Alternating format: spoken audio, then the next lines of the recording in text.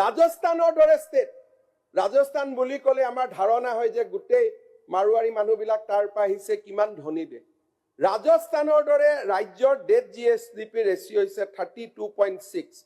অন্ধ্ৰপ্ৰদেশ ভাৰতৰ বিকশিত ৰাজ্য, তেওঁলোকৰ ডেট জিএছডিপি ৰেচিঅ' হৈছে 30.9। উত্তৰ প্ৰদেশৰ 20 and we are below 25। তাৰমানে আমি আৰু যিকেইটা টকা লোন লোৱা হৈছে ডিৰেক্টলি ইন কেপিটেল এক্সপেণ্ডিচাৰ। মই আমাৰ সকলোৰে বহুজনৰ বাবে আদৰ্শ এখন মই যিখন বাতৰি কাকতে সদায় লোন ললে হেডলাইন কৰে, মই তেওঁৰ কৈছো, সেই ব্যক্তিজনে ইলেকশ্যন খেলিছিল, তেওঁ দেখুৱাইছিলে তেওঁৰ সম্পত্তি আছে 6,79 লাখ টকা, আৰু সেই ব্যক্তিজনে নিজে লোন লৈ থৈছে 3 কোটি টকা।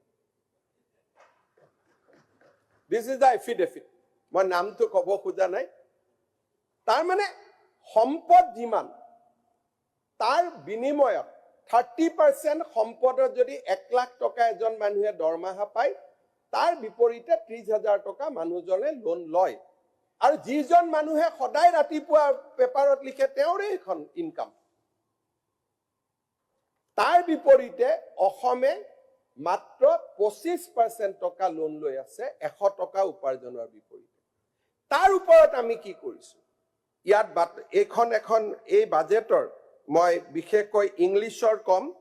দা page number 51 chapter 176 is very important. আমি লোন লোৱাৰ বিপৰীতে অসমত আমি 60,000 কোটি টকাৰ আমি এটা ৰবাষ্ট বিত্তীয় সম্পদ এটা সৃষ্টি কৰিছো।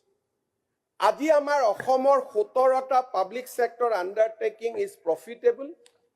আমাৰ কালেক্টিভ ৱেলথ গোটেই কেইটা আন্ডাৰটেকিং মিলি, মই মাটিৰ সম্পত্তি কোৱা নাই, only that cash balance, only that